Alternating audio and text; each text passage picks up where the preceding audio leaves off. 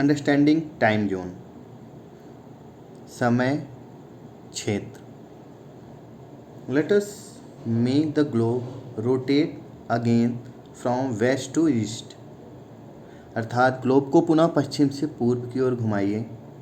इस प्रकार से हमारा ग्रह अपनी धुरी पर चक्कर लगाता है और प्रत्येक 24 घंटे में एक चक्कर पूरा करता है।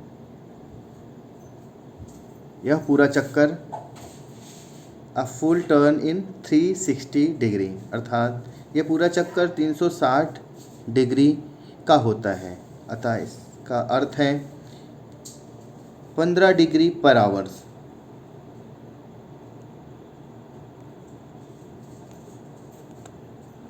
फिफ्टीन इंटू 24 इक्वल टू 360, अर्थात प्रत्येक घंटा 15 डिग्री को रिप्रेजेंट करता है। अब प्रत्येक 15 डिग्री पर देशांतर की यमनोत्तर को अंकित कीजिए।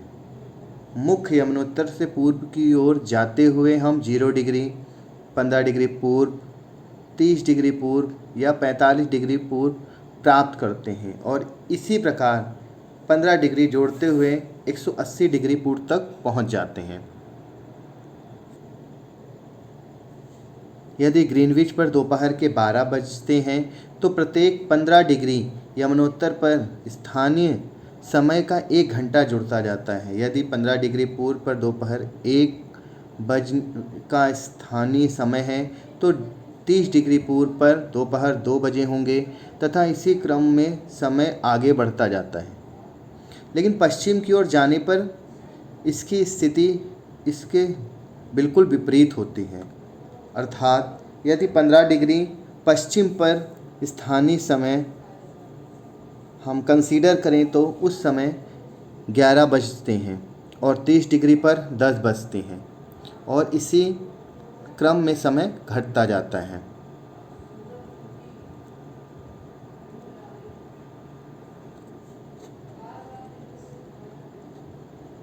The same method can be used to calculate the local time of any place on the earth, अर्थात इस विधि का पृथ्वी पर किसी भी समय स्थान के समय की गणना करने में उपयोग किया जा सकता है। लेकिन यह विधि किसी देश के अंदर अनेक स्थानीय समयों के उपयोग के संदर्भ में उचित नहीं होगी। इसी कारण अधिकतर देश उनके मध्य से गुजरने वाले यमनोत्तर पर आधारित एक मानक समय को अपनाते हैं, अर्थात स्टैंडर्ड टाइम।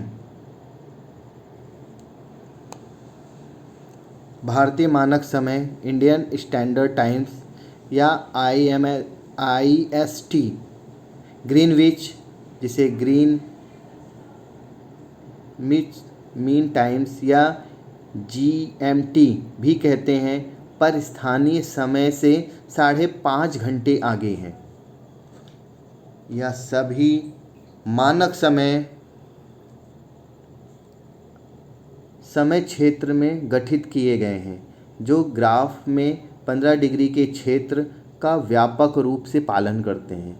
यदि पृष्ठ 21 पर दिए गए विश्व मानचित्र पर विचार करें तो हम देख सकते हैं कि समय क्षेत्र को विभाजित करने वाली रेखाएं पूर्णतया सीधी नहीं होती हैं। ऐसा इसलिए है कि इन्हें अंतर्राष्ट्रीय सीमाओं का पालन करते हुए प्रत्येक देश के मानक समय का ध्यान रखना पड़ता है। मानचित्र में कुछ देश के भीतर लिखित संख्याओं को उनके मानक समय प्राप्त करने के लिए GMT में जोड़ें अथवा घटाते हैं।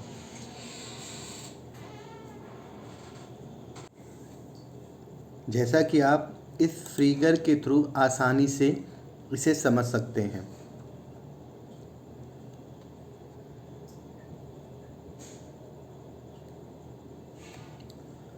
इसी प्रकार चित्र संख्या 1.9 में भारत पर केंद्रित ग्लोब कुछ देशों के GMT के संबंध में मानक समय दर्शाता है। ग्रीनिच पर स्थित मुख्य यमनोत्तर जिसके विपरीत की रेखा लगभग 180 डिग्री देशांतर पर है उसे अंतर्राष्ट्रीय तिथि रेखा अर्थात इंटरनेशनल डेट लाइन कहते हैं। As you can see on the map,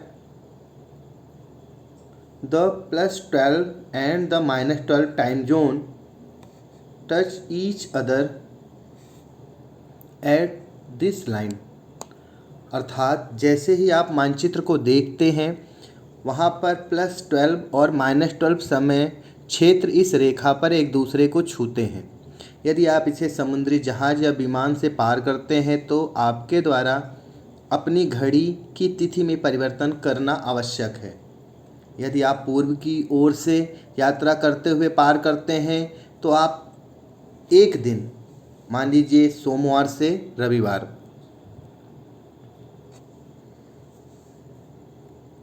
घटाएंगे। यदि आप पश्चिम की ओर से इसे पार करते हैं तो आप एक दिन अर्थात रविवार से सोमवार जोड़ेंगे। हमने कहा कि अंतर्राष्ट्रीय तिथि रेखा लगभग 180 डिग्री के देशांतर पर है, लेकिन यह कुछ देशों में एक ही दिन का विभाजन होने से बचने के लिए टेढ़ी मेढ़ी होकर गुजरती है।